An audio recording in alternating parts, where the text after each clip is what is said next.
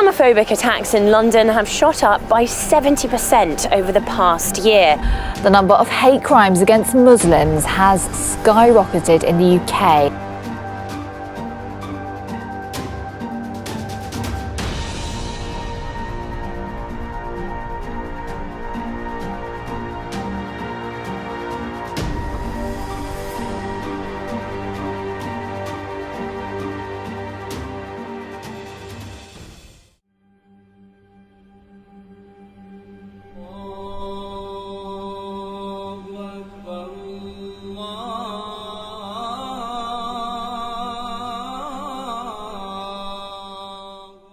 Bismillahirrahmanirrahim. Alhamdulillah wassalatu wassalam ala rasulillah wa ala alihi wa sahbihi ajma'in.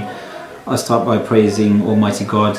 I think in the last few years there's been many stories in the media where Islam has been portrayed in a very negative light, and they've not verified the facts, and this leads to a building of hatred of certain people who will just take what they see in the media, they'll get brainwashed through it, and they will label and brand Islam as a religion which is not a religion of peace. There's no justification or argument for not seeing Islamophobia as a form of hate akin to other discriminatory phenomena.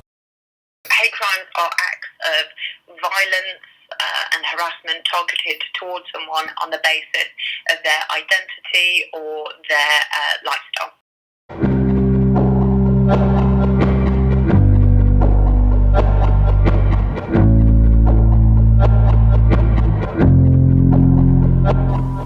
I've had an instance in the past where I was on a bus and a gentleman, he had a dog and he was threatening to attack me with a dog.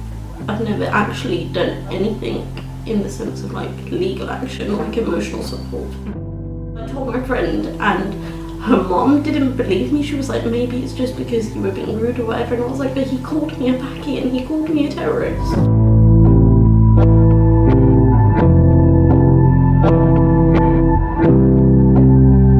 It's so closely linked in the minds of politicians, but also the minds of the public, with terrorist acts. We do see that there are these spikes. We do see that there are these kind of increases in the backlash of Islamophobia in the wake of these atrocities. It's something that I have to tackle. I mean, I don't know where I started wearing the hijab until a year and a half ago, but that was because out of fear.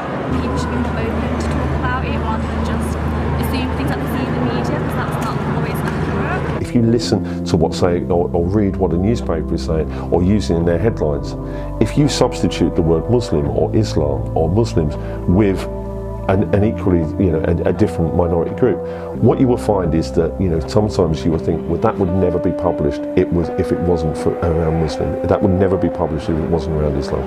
And so the rhetoric is so important, because actually it's the political rhetoric, it's the media's rhetoric that will actually help to change people's attitudes and actually stop seeing Muslims and Islam as a blanket threat to all of us, as seeing all Muslims the same, whether they're in Birmingham or whether they're in Baghdad. There's some who prey on little girls from takeaways and taxis.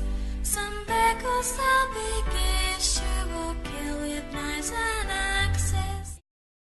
Actually, those prejudices and stereotypes and the hostility that was once pushed to a very liminal space and was maybe taking place behind closed doors becomes much more public and is being legitimised in many ways by your heads of state, your politicians, and is being so widely reported by your media outlets, then of course that's going to create an environment where people feel that they are justified.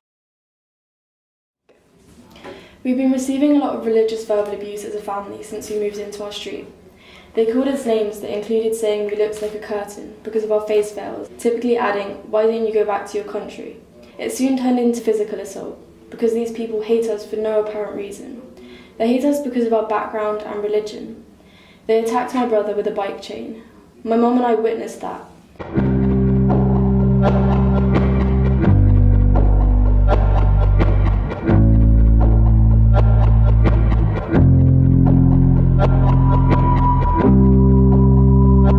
Repel evil with good, or at the same time educate these people about the true value of Islam. What I'll say is the people who are involved in these hate crimes and take a step back and try and educate yourself about other religions and Islam at large, and try and find out from the source and from those who practice Islam and not from alternate sources.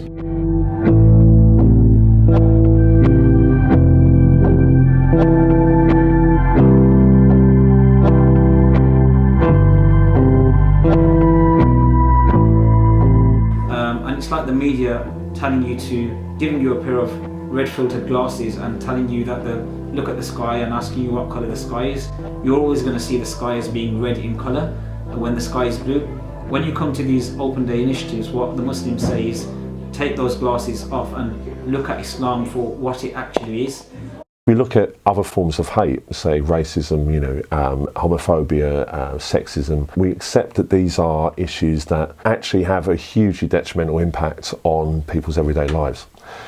When it comes to Islamophobia, we need to look at this being akin to those discriminatory phenomena mentioned previously. If we begin to bring that into the mainstream, we can begin to raise awareness of the issue. Trying to teach children in the way that, look, I'm a Muslim, but I'm no different to you. We should be diverse, and we shouldn't be separating from each other. I think we should respect each other's religions, respect their beliefs and faiths. And it's not a scary thing, and it's okay to be different and to embrace differences between us. So how are we going to help? And how can you get involved? Using our research, we've created an app that you can use to help us tackle Islamophobia. The app has 4 pages: report, support, prevent and understand. We'll show you how it works. Report. How to report a hate crime incident to the police. We provide 8 simple steps to ensure that a hate crime perpetrator has every chance of being prosecuted should it go to court. We then ask you to report the incident to help us create a database that will monitor levels of hate incidents. We will use this data to raise awareness of the issue by working with councils, police and government policy makers. It's more than just prosecutions. We want to bring the fight against Islamophobia to the political and legislative stage. I think that building that database, I think that building that evidence base, to being able to kind of say, this is how bad the situation is, this would actually be really good useful evidence in being able to then go to, say, select committees, being able to go to all party parliamentary groups, to be able to lobby MPs to say, this is how significant the problem is, here's the evidence for it, what are you going to do about it? Support. Online counselling is a valuable resource for those who've experienced forms of trauma. Online counselling has proven results that there's statistics about 80% of people do see the benefits of this and have actually shown benefit to their lives. The counselling service within our app is open to anyone who feels they have been a victim of Islamophobia. We will direct you to a trained counsellor who can provide you with personal advice and assistance whenever you need it, however long after the event. We're here to help. Abuse does have long-term devastating effects, and it does need some support and actual treatment, and that's why an online app would be really good, is because it would make a difference. Prevent. Help us to tackle negative portrayals of Islam in the media. This really works. This Sun headline was reported to the Independent Press Standards Organisation, and they were forced to publish an apology, admitting that it was significantly misleading. The poll conducted asked whether they had sympathy for all those fighting in Syria, not sympathy for ISIS. With your help, we can stop negative portrayals of Islam and hold media publications responsible for breaching regulations. I think if you had something around this, around kind of political rhetoric, around the media examples, around Islamophobia in the press, I think that those would actually make a very compelling argument, and also a very compelling evidence base that it would be very difficult to actually dismiss out of hand in the way it has in the past. Understand. To improve your understanding of the issue, why not watch this documentary again? There's a link on our app